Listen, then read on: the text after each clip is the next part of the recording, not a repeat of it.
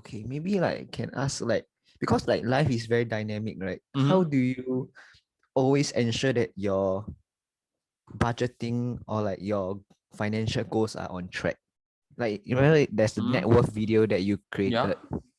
Yeah, like how do you like get there and like how do you make sure that you are always on track? House. So that is one thing that is a big ticket item. Second, wedding.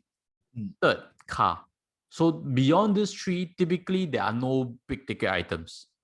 So once you handle big ticket items, maybe some things I've also mentioned before, you need to know how to negotiate. Negotiating becomes very important because when you buy a big ticket item like house, 500,000, you know how to negotiate it well. You can save yourself a few percent. You know how to do your homework well. A few percent becomes many thousands. So that's one step. You need to know for big ticket items how to handle it properly, how to plan for it, how to build up your capital so you don't run into costs. Or another thing is renovation. That's tied to a house also. So the other thing about getting yourself on track, I think in a lot of ways it's goal setting. I think that would be one of the best methods to set yourself on track. Aim for something and build bit by bit towards the goal. So assuming you want to get to say 250,000 by age of 30, then you need to work backwards. Say how much do I need to save? What kind of savings rate?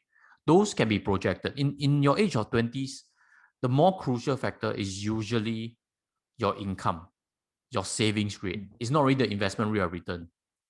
Because at that Okay. age, the capital is small. 10%, 12%, 8% doesn't make a lot of difference. But your income level, your savings rate is going to change the equation significantly. Which means if you want to get to 250,000 by age of 30, your income level must be significantly okay.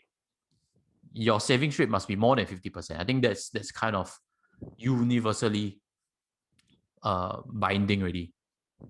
Okay. So what if like someone who isn't like who didn't like receive very high education? What is there Mm. a way for that person to even hit that kind of Oh, goals? again, then the goal Realistic? must be, yes, correct. Realistic, maybe realistic is a bit sad. Maybe realistic sounds like pessimistic, right? Always, it's Oh, not meant to be okay. pessimistic. Is you need to, for someone with the different education background, you can also deliver income. You need to find where in the marketplace you can deliver value. You can go, for example, I had friends, schoolmates previously, secondary schoolmates, those not doing too well in academics. They go into property sales, distant contact Oh. now. But then you know if you can do well in property sales, for example, your income level is pretty good. Mm. So you need to find ways. If you're going to administrative job, then of course your path is going to be different. You need to find a number that you are at peace with.